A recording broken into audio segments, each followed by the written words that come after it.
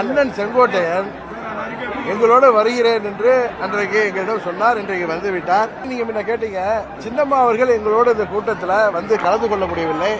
அவர்கள் காலதாமதமாக கிளம்பிய காரணத்தினால் அண்ணன் OPS அவர்களும் செங்கோட்டையனும் எனக்கு முன்பே கிளம்பி அவர்கள் நாங்களெல்லாம் வந்து சேர வேண்டும் என்று அங்கே அபிராமத்தை தாண்டி அவர்கள் சிறிது நேரம் எங்களுக்காக காத்திருக்க வேண்டிய சூழ்நிலை ஏற்பட்டது. ஏன்னா கூட்டம் தெரியும், எங்களது தொண்டர்கள் எல்லாம் பல ஊர்களிலிருந்து தமிழ்நாடு முழுவதிலிருந்து வாகனங்களில் வந்து வாகனங்களின் நெருக்கடி போக்குவரத்து ஏற்பட்டதால் நாங்கள் சற்று தாமதமாக வந்து சேர்ந்தோம். எங்கள் சின்னம்மா அவர்களால் இன்னும் வந்து சேர முடியவில்லை. அவர்கள் மனதால் எங்களோடு என்றைக்கும் இருப்பார்.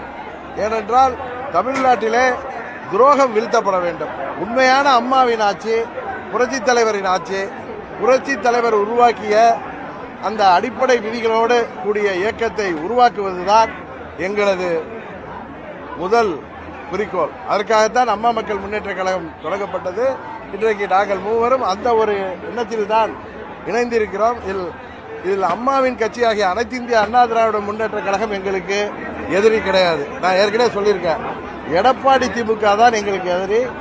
எடப்பாடி என்கிற துரோக மனிதர் தான் அம்மா மக்கள் முன்னேற்ற கழகத்தின் எதிரி. அதை தாண்டி வேற யாரையும் நாங்கள் எதிரியாக நினைக்கவில்லை.